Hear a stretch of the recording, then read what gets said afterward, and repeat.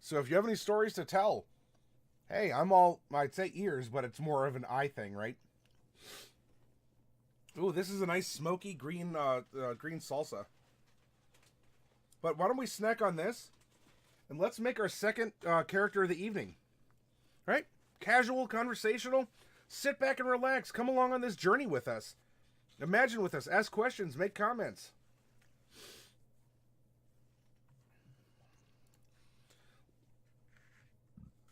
Now, the way that we make characters here, if you're new to D&D, this isn't how the player's handbook instructs you in making characters. We take a little bit more creative approach. Very conceptualized. Not that it makes it necessarily more difficult, but the way that you see things happen up here is different than how you see character creation listed in the PHP.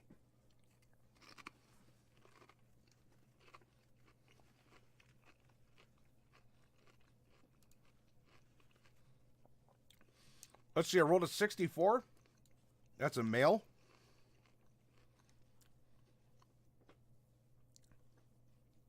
And which race are we generating? We rolled a 4. 1, 2, 3, 4. Another human. I'm going to roll odds or evens to see if we have a standard human or a variant human. We rolled odds. A variant human.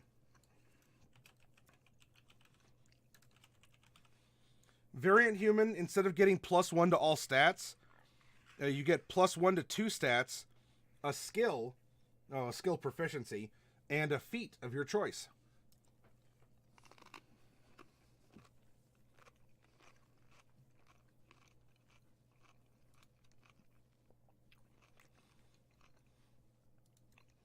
The alignment of the character is going to be determined on 2 percentiles. 3298. We have a chaotic good character. Impulsive and generally selfless.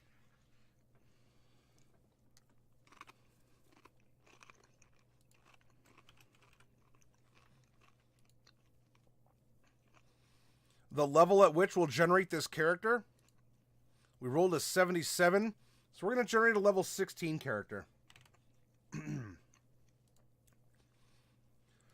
That means we would get 4 ASIs, or ability score improvements. 4, 8, 12, and 16. Let's see if we replace any of those with a feat. And if you're new, not all dungeon masters may allow feats to be used in their games. Make sure you talk to him or her about it. 38, all stat bumps. Nice and easy. Nice and easy.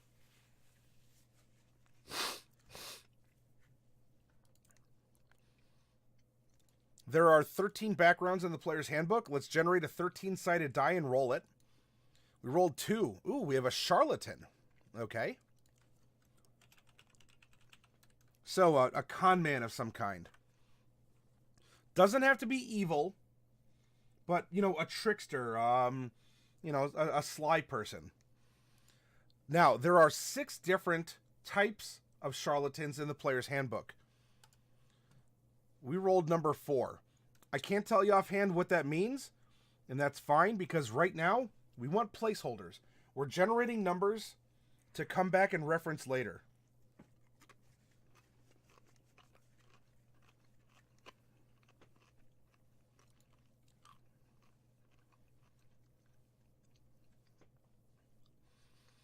All right. Now's the big moment. We can hit that big golden D12, right? There are 12 classes in the player's handbook. Which one of the 12 are we going to be generating, or are we using to generate this character?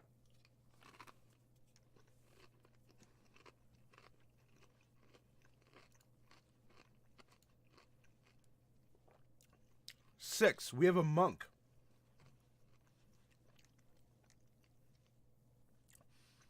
There are 3 different types of monks in the player's handbook.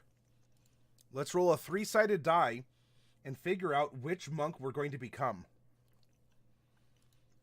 2, Way of Shadow, also known as shadow dancers or ninjas.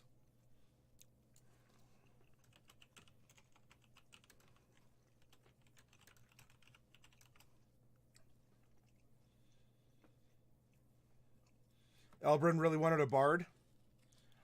I think you're the only person in the chat who's ever cheered to want a bard. Everyone's like, another bard? Because just uncannily, we have manufactured so many bards randomly on this channel.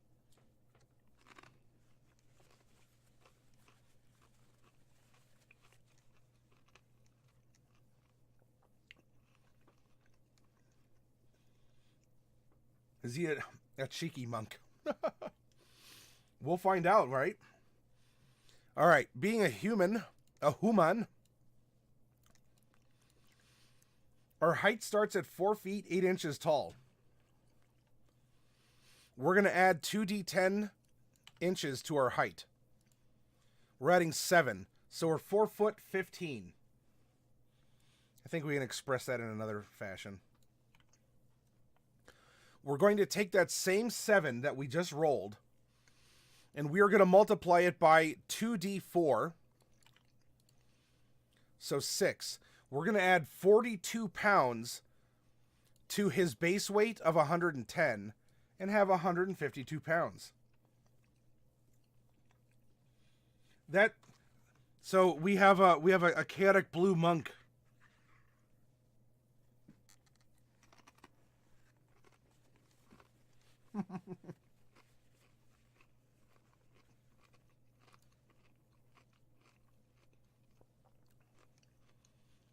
And lastly, how old is this character? Where in his life cycle is he? I would challenge you. If you make a character, or even if you already have a character made, ask yourself, all right, so this character is what? Maybe young adult, getting into adulthood. That's what a lot of us tend to play. Nothing wrong with it. What if your character, everything about your character is the same except the age? And now suddenly that character is a child prodigy, 11 years old, and a level 10 monk. What kind of a life? You know, what has changed in that person's life? Or think about it the other way. What if you have a 70-year-old monk, right? What are the things that he's seen? The things that he's done? How would you roleplay that character differently if the only thing that you change on that character page is the age of the character?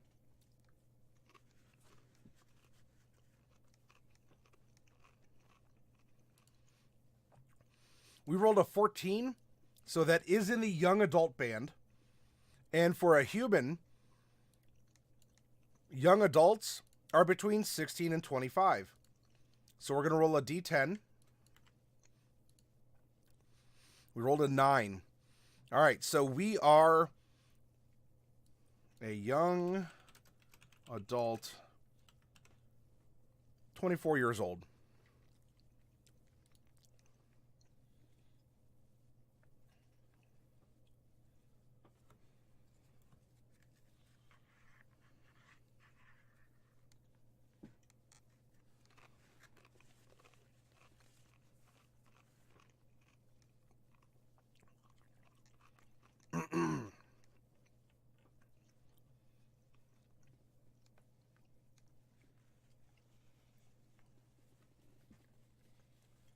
Oh, that's cool, Elbrun. I hadn't heard of that. But thank you for letting me know. I'm sorry, pardon me. That was rude. I forgot to mute that. Spicy salsa. It's good if you're coming over the flu. All right? Gets things moving.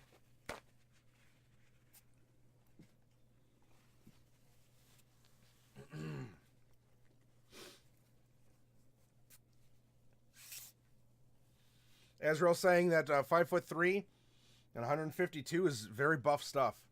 Well, hey, if you're able to imagine that, and this character is coming to light, all the better. That's what we want to do. Okay, congratulations. We have random numbers generated. Actually, we need to do a little bit more here. We need 2 personality traits. So let's roll 2d8. 8 and 5. And now an ideal, a bond, and a flaw. 1, 5, and 2 are what we rolled. All right, we have our placeholders. Let's put away our random roll guide. And class, open your player's handbooks to chapter 4, because I like starting with the backgrounds first.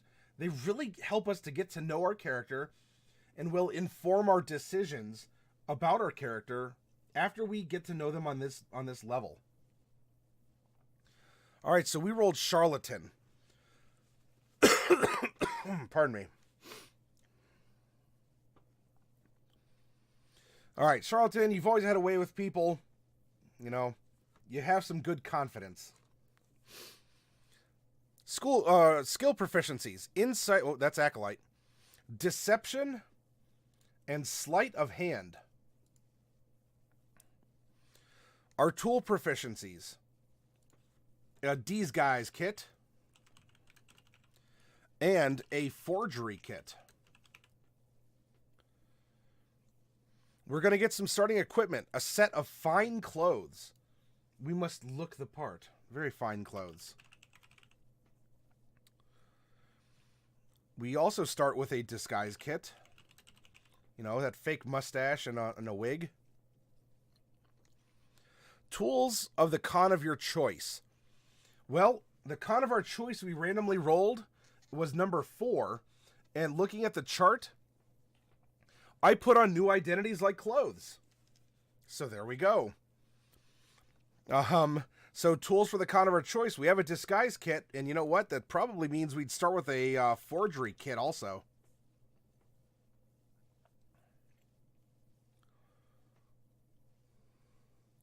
Of course, that's a good prompt to talk to your DM about what that could entail.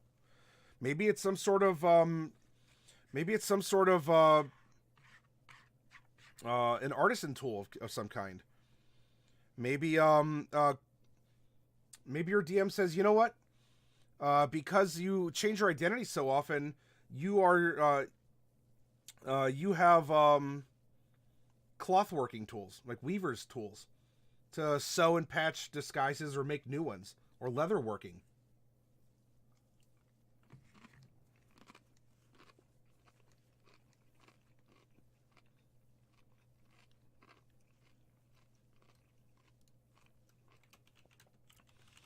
And we have a belt pouch with 15 gold.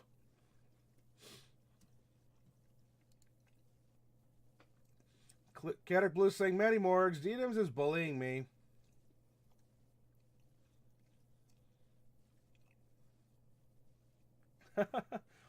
But is he pulling your ponytail and dipping it in the jar of ink in our one-room schoolhouse?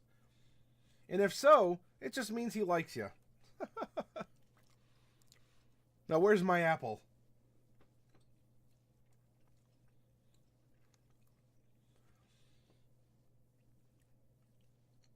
Memory says, have you ever created a character? In any of the days I've missed using Sword Coast, Xanathars, Volos, or Mordenkainens? Yes. We did Sword Coast very recently, and we have done Xanathars and Volos. I don't know if I've done a Mordenkainens yet. We may have. I'm trying to remember what was in that one. We may have done a Mordenkainens.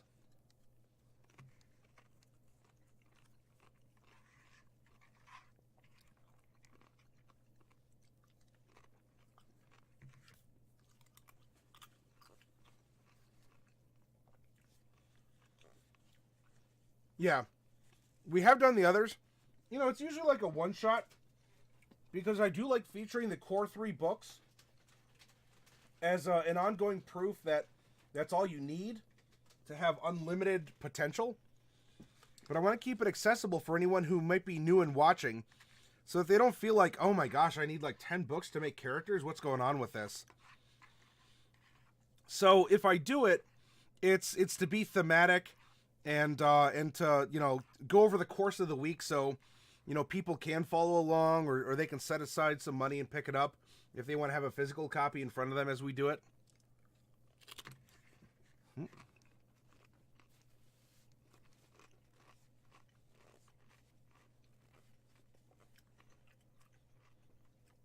Azrael, yes. There's a very good supplement called Mordenkainen's Tome of Foes. Good stuff. I would say Xanathar's Guide to Everything is probably the best splat book out there. official splat book. I'd highly recommend DMs and players pick it up. But core rulebooks, you're solid. All right. We have a background feature of a false identity. It has papers. Azrael, you're talking about Papers, Please, that game where you're checking IDs. Now, because that is our main con, it's not just, well, we're our character, and one day we're, Mildred the grandma, who's actually a card shark, racking it up at church bingo or whatever. Now, because our con is changing identities, you might want to talk to your DM in this instance and say, hey, because I have a character that specializes in multiple identities, would you allow me to have more than one false identity? Could I have 2 or 3? Kind of reliable ones that I just rotate between. And because that is your specialty, your DM may say, sure. I think that would actually enhance the story. And I really look forward to your creativity, Mr. or Miss Player.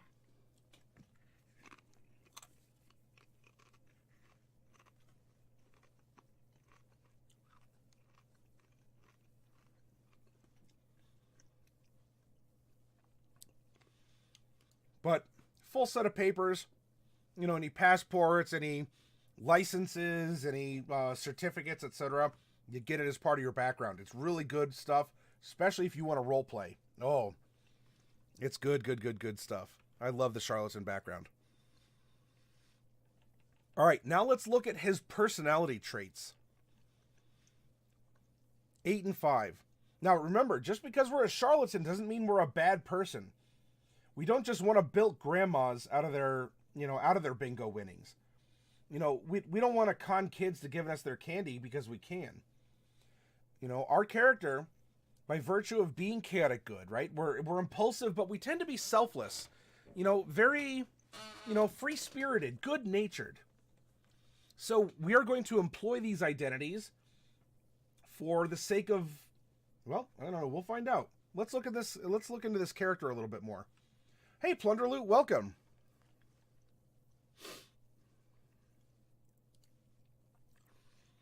Personality trait number 1.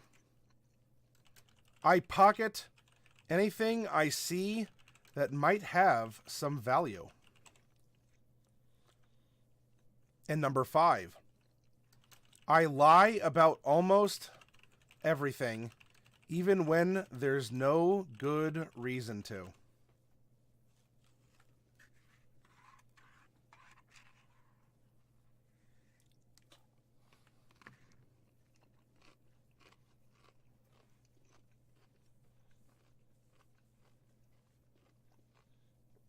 A bloody kender, says Azrael.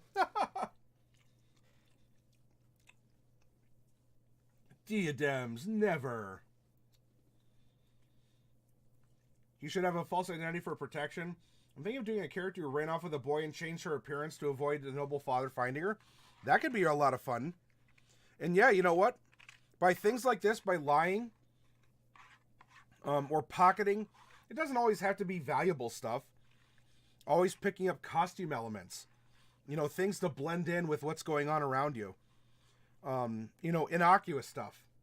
Even stuff that's in a garbage can that no one would miss.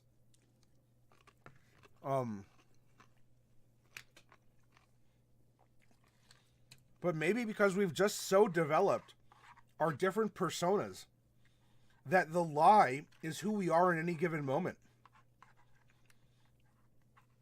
Maybe nobody actually knows who we are.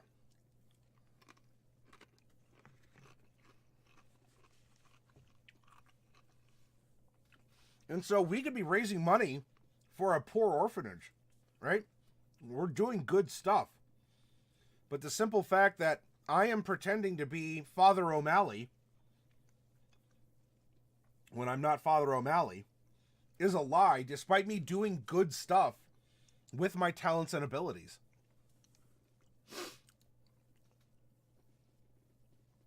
All right, our ideal is number 1. Independence. I am a free spirit. No one tells me what to do.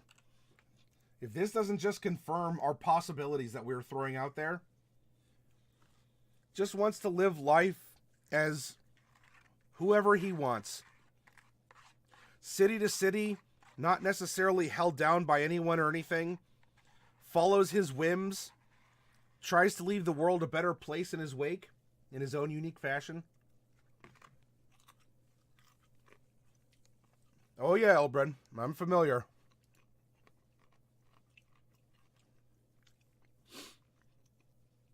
Bonds are number 5. A powerful person killed someone I love. Someday soon, I'll have my revenge. Ooh. By the way, if you're new to this hobby and you're seeing us go through these backgrounds, the backgrounds are more than just mechanical goodies. Look at the story prompt that you have just asserted or inserted into the story here. We have made an NPC. We've actually made at least 2. We've created some backstory elements.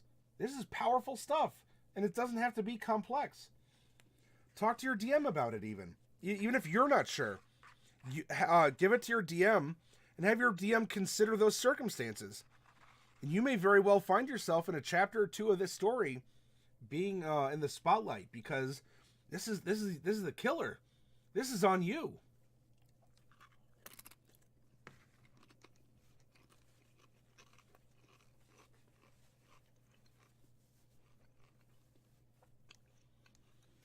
Kid Up Blue says, my boyfriend did an Aladdin type character who was a charlatan, so he posed as Prince Ali, so it doesn't have to be a horrible con. Yeah, exactly.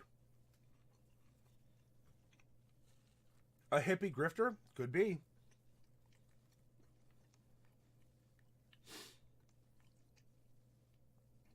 And they all a lot of people do. That's at least colloquially or anecdotally. Albrin, I've experienced that as well.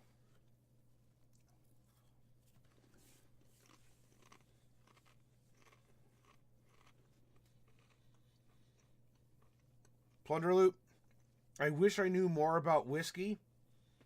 Like, I can read what you put here, and I know that you have a refined taste, and I appreciate that. I feel like I'm missing out, though, because when you say that, a part of me wants to go, oh, that's the good stuff. I don't know if it is. I trust that it is. But I wish I could just, you get the fire in the back of the throat, right? Just thinking about it.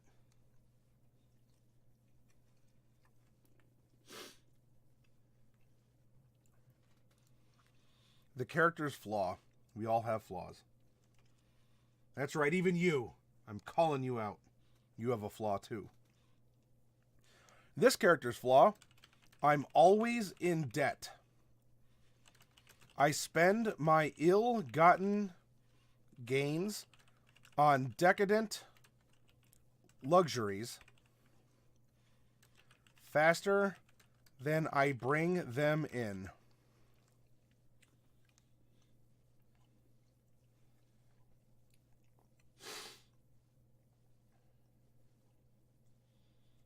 That's true, Diadems.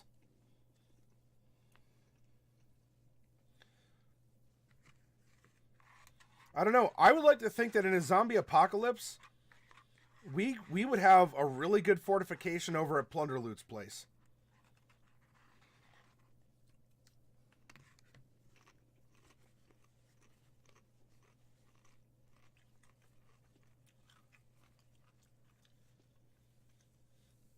And Elbrun, and I think that's because Tasselhoff Burfoot, that's what all people really know. I don't know offhand how many other novels were written that had Kender in them, or at least in a prominent fashion. And so a lot of people just go off what they know, or they might take one degree of separation away, but it's still a good core essence,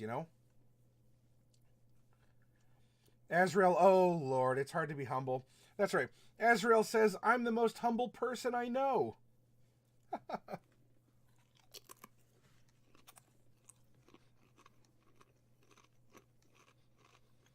Okay. Here's our character's character. I think we're getting a better view of who he is, how he operates, what he thinks about, what happened in his past. There was a tragedy. Oh my gosh.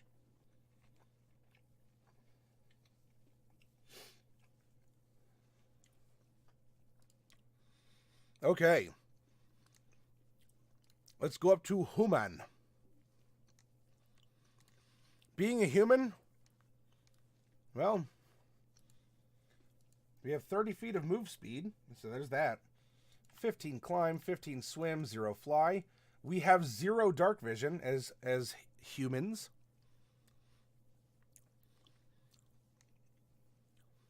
We are going, being a variant, which is down, it's unfortunately I'm blocking it. 2 different ability scores of your choice increase by 1. You gain proficiency in a skill, and you gain a feat of your choice. So let's add this. We can get rid of that here and make some room. Feat 1. Let's get our inspiration. Let's see, we're going Monk Way of Shadow.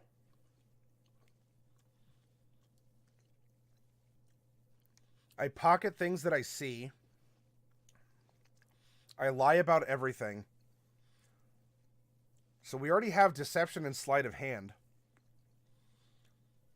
I'm a free spirit, powerful person, good someone I love. Someday soon I'll have my revenge. I'm always in debt.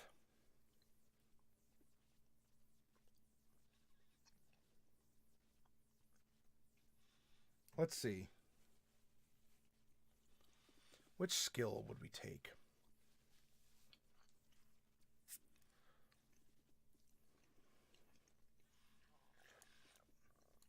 Probably performance. Because we're wearing all of these disguises, we want to perform different accents. We wish to put on a show of ourselves because of who we are as a charlatan. I think that makes a lot of sense. If you agree, you agree. And if you think differently, let me know over here. And I think I know which feat we're going to be taking too, by the way, everyone.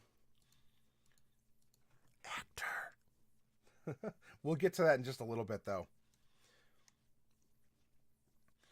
Now, as for the 2 stats that we can add 1 to our score, monks do benefit greatly from a high dexterity, so we could put 1 in dexterity, and maybe 1 in charisma. We are a very charismatic person. We operate off of it. We want to try and present ourselves in different fashions. I could also make the argument that wisdom is important. That would be important to us as a monk, because some of our key abilities are the saves to resist them are wisdom based. And by having a higher wisdom, we don't have to be smart. We may not have an intelligent character here. Maybe he is, maybe he's not. But especially if he's looking, you know, he's perceiving, he's trying to feel people's emotions. If he wants to try and deceive them, or he wants to try and come across in a particular fashion, he wants to look for clues to lead him to his murderer.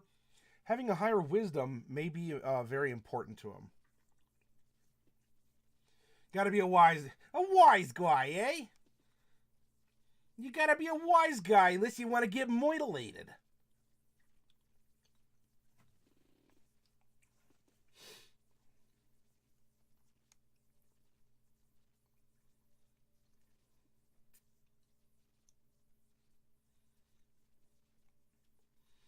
Caddick, you rented it from Blockbuster? Blockbuster? I don't know what that's some foreign word. I've never heard of that before.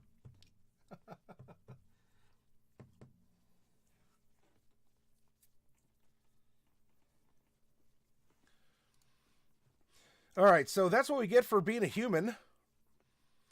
Being a human and having our health.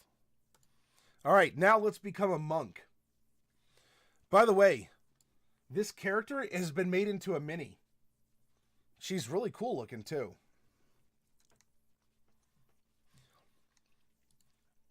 Okay, being a monk of 16th level, we're going to be focusing on this stuff right here.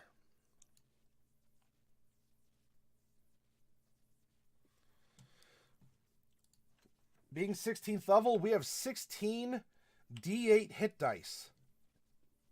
Convenient, no? No armor proficiencies. We do get weapon proficiencies with all simple weapons and short swords.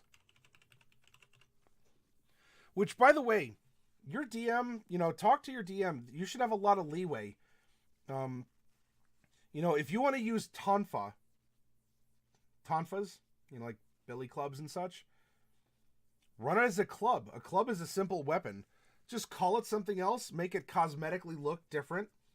Use the mechanics as the core, right? Reskin, reflavor, have fun with it.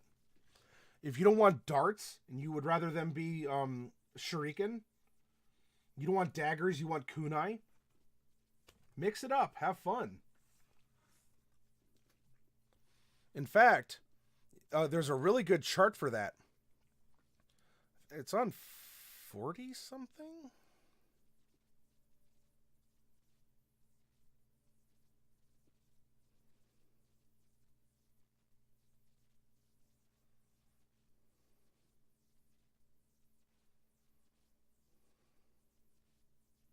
Here you go. On page 41, Wuxia weapon names. A battle axe, if you want to go Chinese flavor, is a fu, or a masakari in Japanese. You want to have a flail? Nunchaku in Japanese. A great club is a tetsubo. Longsword is a jian, or a katana. It's in your DMGs, page 41. Some good suggestions for names if you want to run what used to be called Oriental Adventures.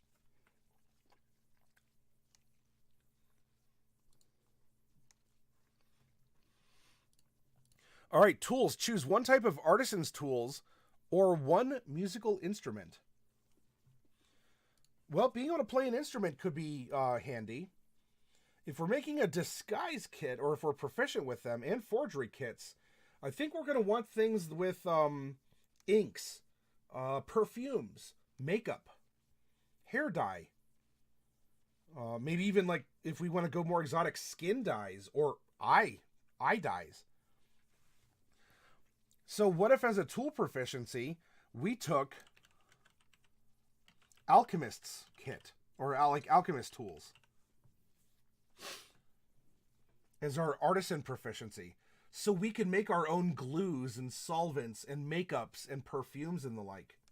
I think that would make a lot of sense for a character like this, who's constantly changing their face.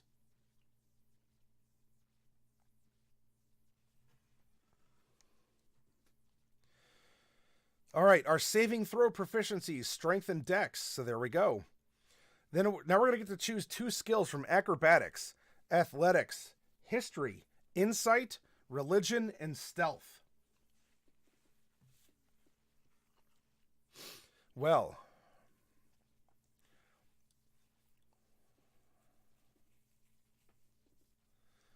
pocket, I lie about things.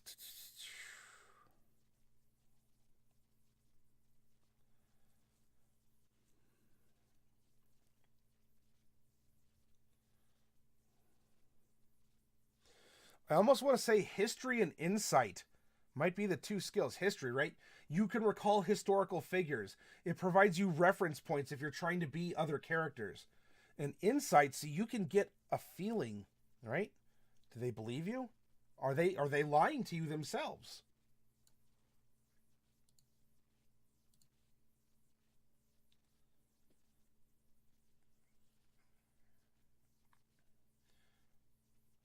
Yeah, you could just homebrew or an Oriental campaign. Just have to tweak a few things and take a lot of ideas that are in the monk, refashion them. You can. Yeah, a lot of it's flavorful. Maybe some mechanics. I think you can get away with running mechanics as is, but maybe reskinning some of the presentation or the flavor. But yeah, memory, it wouldn't be that hard to make an Oriental Adventures style campaign.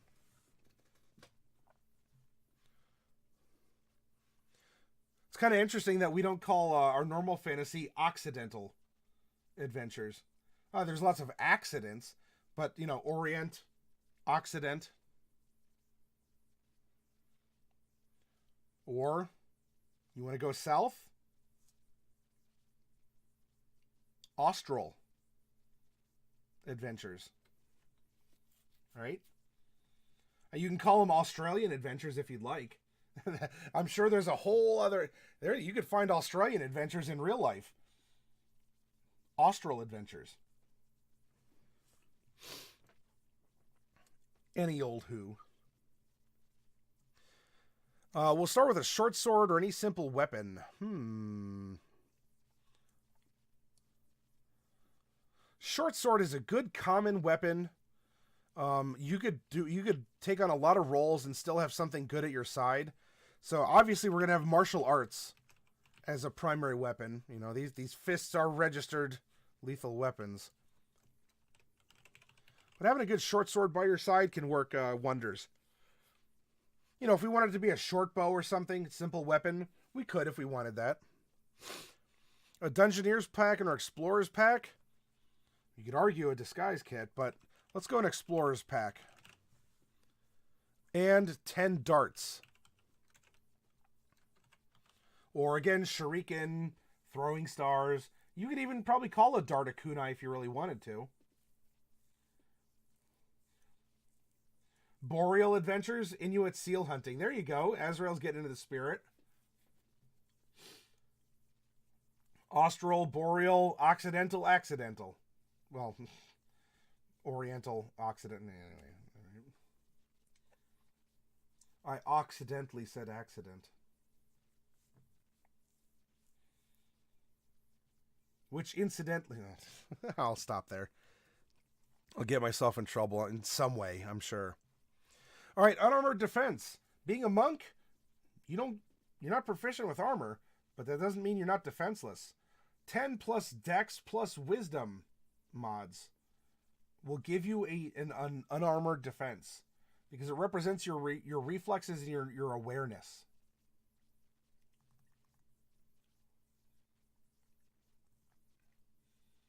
Oh yeah, memory. I fully agree with you. Only our imaginations are limited. So martial arts, let's take a look at that. By level 16, let's take a look at this line.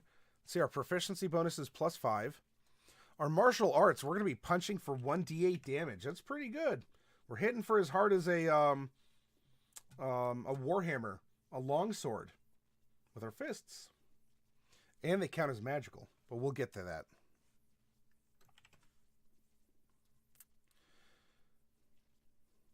We're also going to get some key points, by the way. So I'm going to put that down here in this kind of other category that exists right beside your spell, attack, and save DC. At this level, we have 16 key points available to us, which you'll see how we're going to use that. And our unarmored movement increases by 25 feet. So we actually have a run speed of 55. So let's go 27 and 27 for climb and swim. Still no fly speed, boo. Okay, we are going to get some key abilities. We can spend our key to get an extra attack with Flurry of Blows.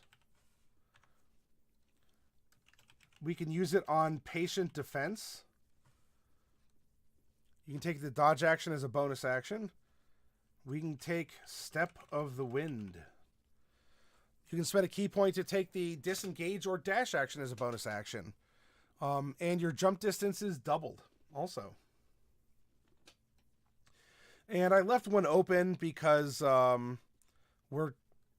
see in just a little bit, we're going to get another key ability later.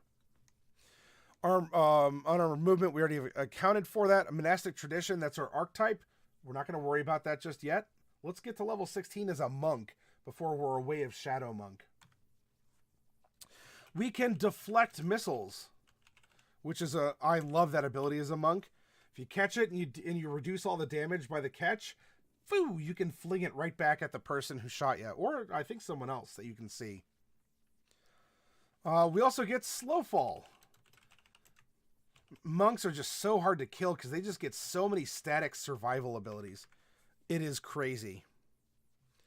We are also going to get an extra attack.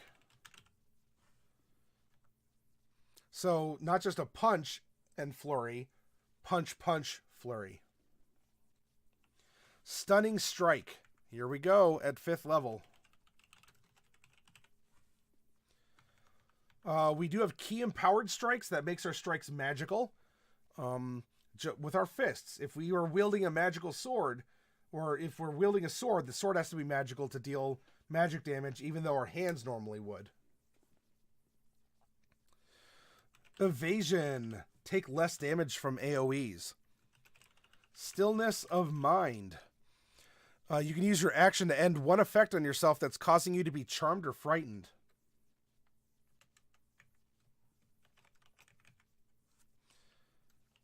Purity of body. You are immune to disease and poison. Boop. Come up here. Immunities, resistances, and vulnerabilities.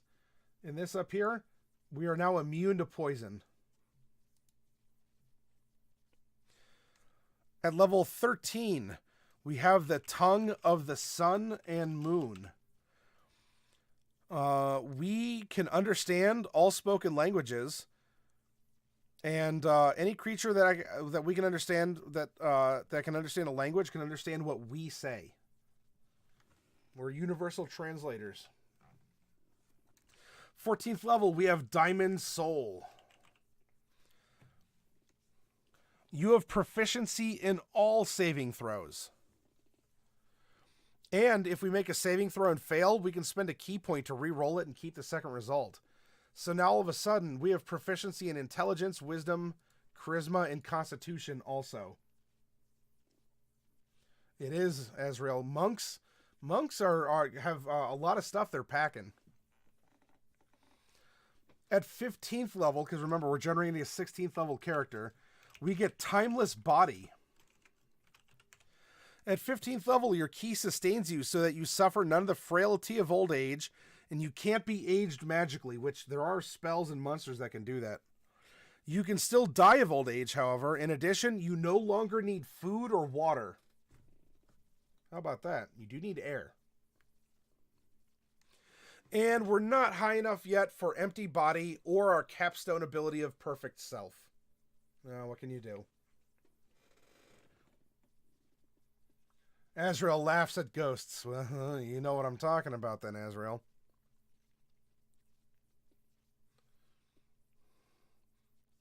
Okay. Now that we're a monk, let's focus on the couple things that are going to make us a Way of Shadow monk. Or as some people call them, shadow dancers or ninja. At 3rd level, we can use our key to duplicate the effects of certain spells. As an action, you can spend 2 key points to cast Darkness, Dark Vision, Pass Without Trace, or Silence without providing the material components. Additionally, you gain the Minor Illusion cantrip if you don't already know it. It's pretty good. So, cantrips, Shadow Arts, we are going to get Minor Illusion, which can put in a lot of work, I'll say.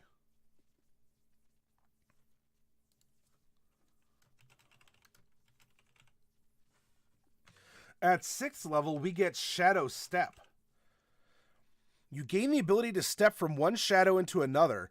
When you're in dim light or darkness, as a bonus action, you can teleport up to 60 feet to an unoccupied space you can see that is also in dim light or darkness. You then have advantage on the first melee attack you make before the end of the turn.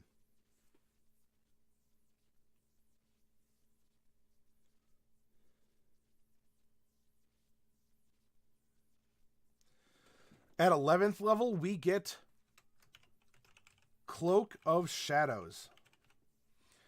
You've learned how to become one with the shadows. When you're in an area of dim light or darkness, you can use your action to become invisible. You remain invisible until you make an attack, cast a spell, or are in an area of bright light. Inborn invisibility, not too shabby, huh? And we're just shy of being an opportunist at level 17. If we had it, at 17th level, you can exploit a creature's momentary distraction when it is hit by an attack. Whenever a creature within 5 feet of you is hit by an attack made by a creature other than you, You can use your reaction to make a melee attack against the creature. So your paladin comes up and is shouting and swinging, or your barbarian. Boo! You sneak in a quick little punch. Oh, so you have a way of shadow and Tomb of Horror. Well, I'm sure there's plenty of opportunities to leap around, huh? Is that working out well for you and the player? Now, we do get a feat because we rolled Variant Human. Those are, if your DM allows them, they're in Chapter 6 of your player's handbook. The first feat that came to mind is Actor. Skilled in mimicry and dramatics, you gain the following benefits. Increase your charisma score by 1 to a maximum of 20. You have advantage on charisma deception and charisma performance checks when trying to pass yourself off as a different person. Hey! You can mimic the speech of another person or the sounds made by another creature. You must have heard the person speaking or heard a creature make the sound for at least 1 minute. A successful wisdom insight check contested by your charisma deception check allows the listener to determine that the effect is faked. Actor is really solid. I think it's going to fit this character well. So not only are we going to get a partial ASI, but we're going to get the benefits of Actor, which are going to give us advantage on a lot of things that this character would do.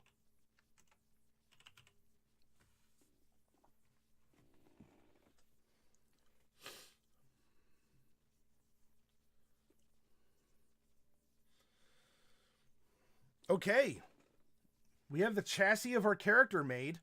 Now let's drop the engine in and rev it up and see what it looks like when it's finished and polished and everything ready to go. You have to name him Lon Chaney now? What's the motivation? I mean, I'm sorry if that's I'm familiar with the big like kung fu like martial arts stars. Is that a reference to a character from a kung fu movie?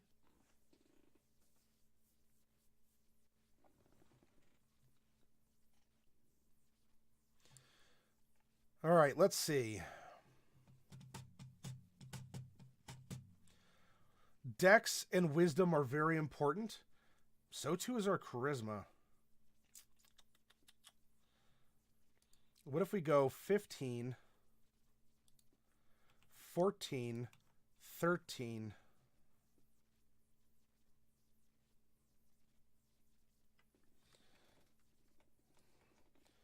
let's see.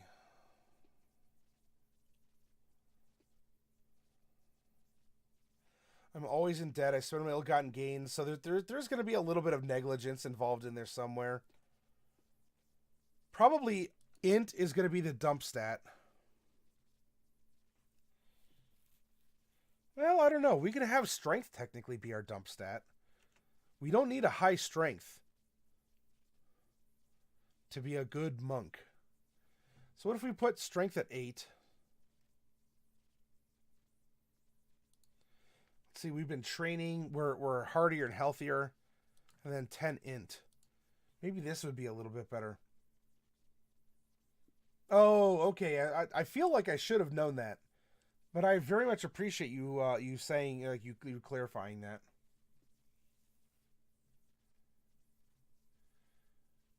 It's one of your best recommendations for a player character in Tomb of Horrors. Well, it's just I'm familiar with the story of it. I have not gotten to play Tomb of Horrors, but I did. I am familiar with the module. But look, if any of you out there aren't, just use your imagination with the title alone.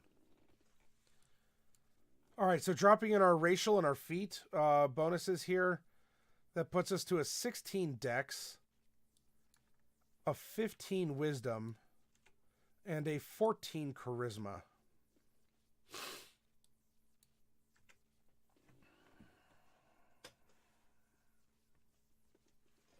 Now we're going to get 4 stat bumps. None of the other ones are feats. Let's take a look. Wisdom we should bump up. Wisdom and dex are going to be very important to us. So let's bring... If we put dex to 18, that uses one of our 4. Wisdom is 17. We'll use 2 of our 4.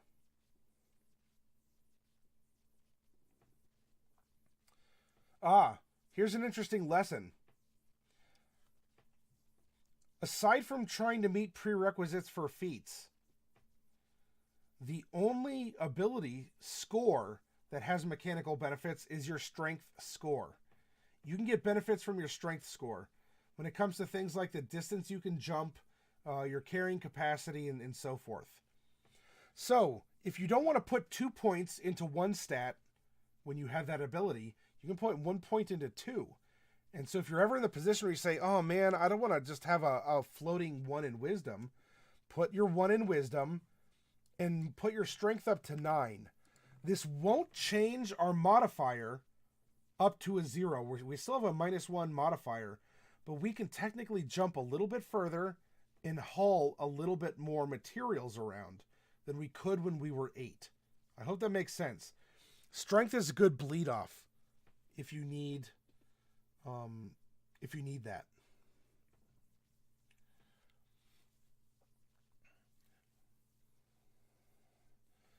And so lastly, we get one more. Charisma's a really big one for him. I almost want to say we go 18, 18, 16 with our major stats here. If we do that, our strength is -1. Dex is 4, Con is 1, Int is 0, Wiz is 4, Charisma is 3, not 32. Whew.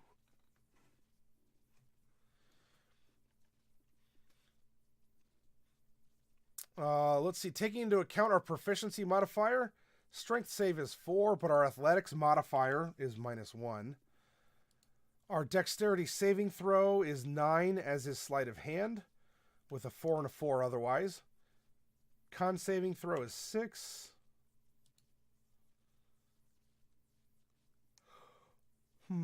Intelligence, 5 for the save, and history.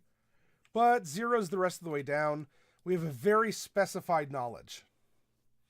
So we're not dumb, generally, but we just know a lot more about history than other things. All right, our wisdom, saving throw, and insight are both going to be 9s, with 4s down the board elsewise. And lastly, our charisma, 8 saving throw, deception, and performance, with a 3 intimidation and persuasion. Azrael, exactly. I like that. I do like that phrase. Passive perception is going to be 14.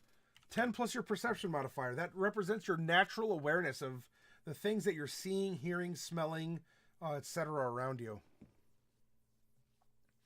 Our initiative is going to be a +4 because initiative is a dex check. Armor class. Well, we don't have armor on, so it's 10 plus dex plus wisdom, or in this case, wearing just our skivvies, an 18 AC. Hey, Syart, good morning to you. Our hit points. At first level, we get our full 8 from our hit die. For the 15 remaining levels, we go half +1, which is 5. Then for all 16 of our levels, we get bonus hit points equal to our Constitution modifier. So, times 1. Nice and easy, huh? So this is 75.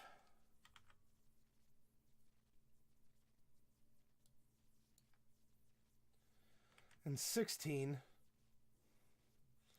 So we have 24, 99 hit points at level 16 for this monk.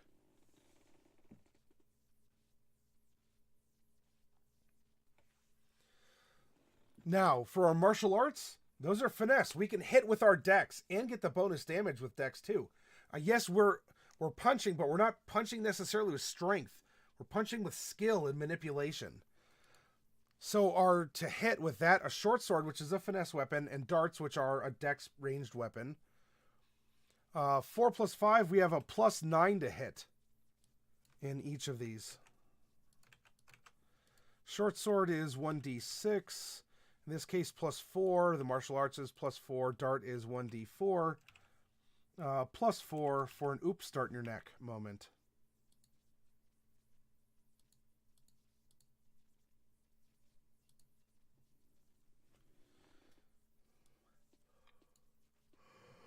We don't have spell slots. We have key points down here that we can spend to simulate some spells.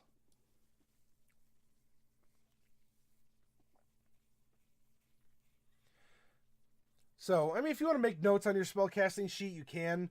Darkness, Dark Vision, Pass Without Trace, Silence. Silence, by the way, is an awesome spell and can be really good for disrupting spellcasters. Ooh.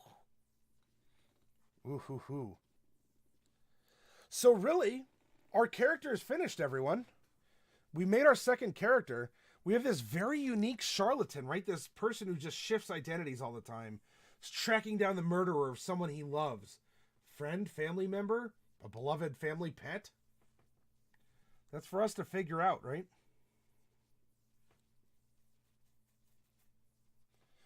But all he needs is a name, and we are finished. If you all have any suggestions for what you'd like to call this character.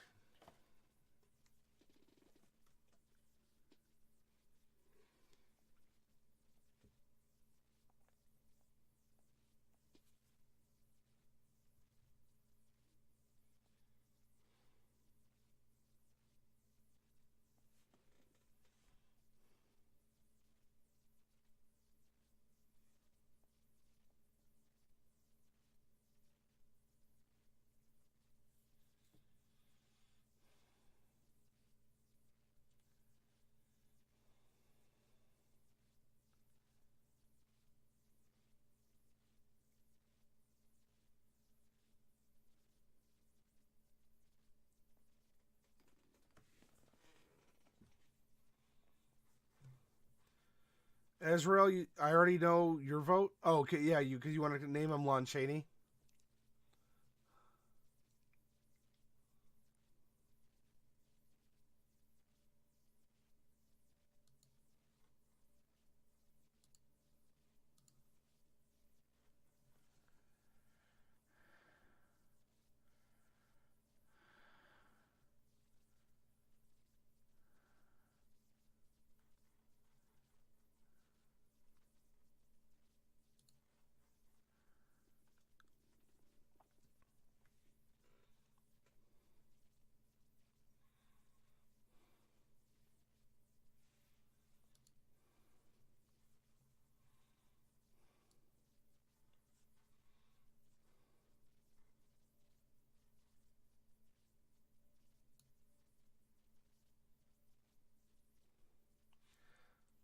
Oh, it's fine, Psyart.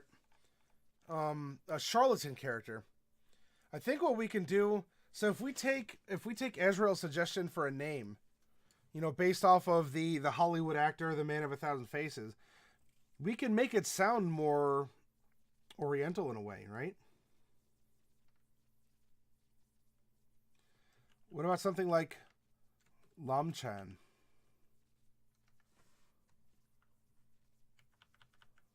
Or something like Lom Ichan.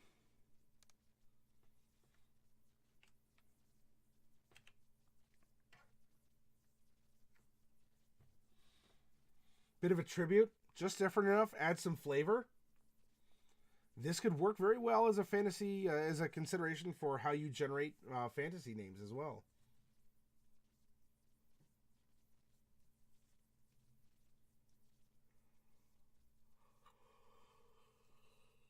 Oh, pardon me.